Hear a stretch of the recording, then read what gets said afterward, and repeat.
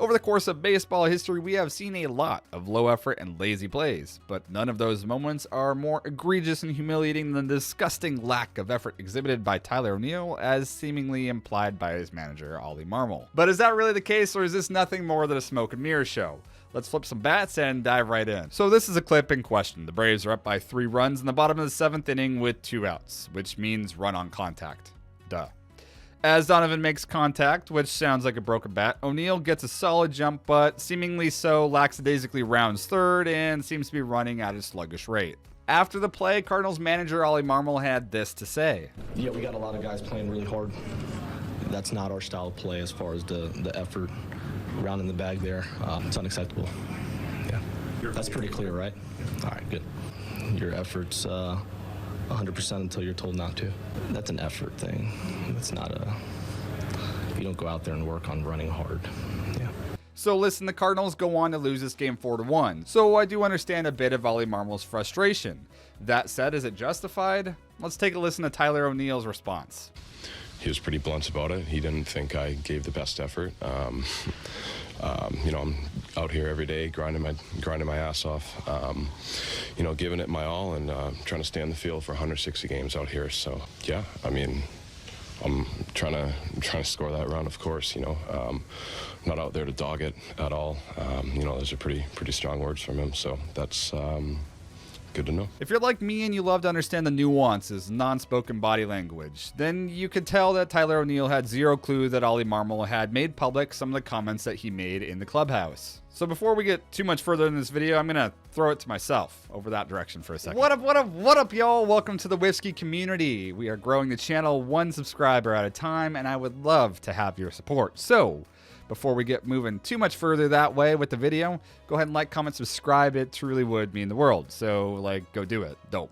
Let's get back to it. This situation is really a run-on contact scenario, as previously mentioned. We can see this clearly with the way that Tyler responds to the sound of contact. I think the problem here is really twofold. First of all, the urgency of the third base coach and or the lack thereof urgency. And second of all, the logic of the send itself. So listen, I'm not going to sit here and argue that Tyler is giving it 100%. He's just clearly not. We know that. Tyler is of the elite club at nearly 30 foot per second sprint speed. That is the upper echelon of the majors. So if I were to take a guess and a gander at how much effort is actually being exhibited, I would probably say about 80%. But that said, it is extremely important to recognize there is a huge difference between this and this. I mean, seriously, look at this third base coach. Would you be sprinting home if this was what you were getting as a send? So to me, it's very clear and extremely evident that Tyler was relying on the third base coach to accurately reflect and transmit critical information. Off the sound of contact, this sounded like a weakly hit broken bat ball that required significant movement from Acuna just to get there. Unfortunately, that wasn't the case as it dropped right in front of him, and he was able to cleanly field and get rid of the ball. So combining the information of weakly hit ball and the perceived notion that you have time, combined with the mannerisms and the lackadaisical nature of the third base coach, and naturally this is the result that you get. So my question is this: why is the third base coach not exhibiting more effort within his position? I mean, flat out, Ronald Acuna Jr. deserves all the props in the world. This is an incredible throw and a play as a whole, and there needs to be some level of consideration for the fact that Acuna tops 101 miles an hour with arm strength from the outfield, which is just crazy, let's be honest. So if that's me and I understand the legitimacy and the strength and the quality of that arm coming out of right field, I am busting it down the line with my man to get his sprint speed tuned up. Now, if you listen closely to the way that Tyler O'Neill deals with the media in this case, he gives pretty boilerplate responses, and I think this is a reason why. He didn't want to throw his third base coach under the bus.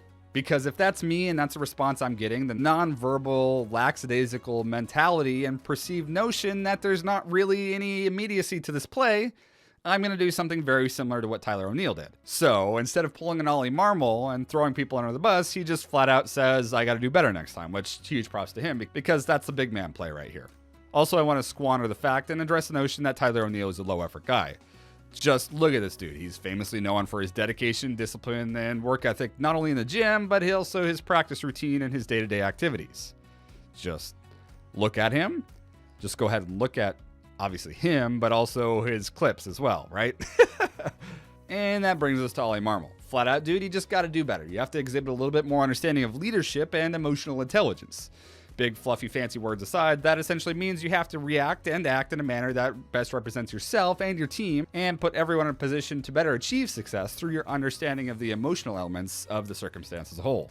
Most importantly, just keep it in the clubhouse, exactly like Tyler O'Neill says. This isn't a perpetual issue that the media needs to have some type of understanding and comprehension of. Rather, this is a one-off mishap and or miscommunication between Tyler O'Neill and probably the most at-fault individual here, the third base coach. So with that said, we're still in the hunt for the laziest player in baseball. If you really disagree with me, just let me know, because I'd love to hear from you. Even if you disagree, I'd still like to hear from you. Also, let me know what type of content you want to see, because we're going to be making videos a lot more frequently.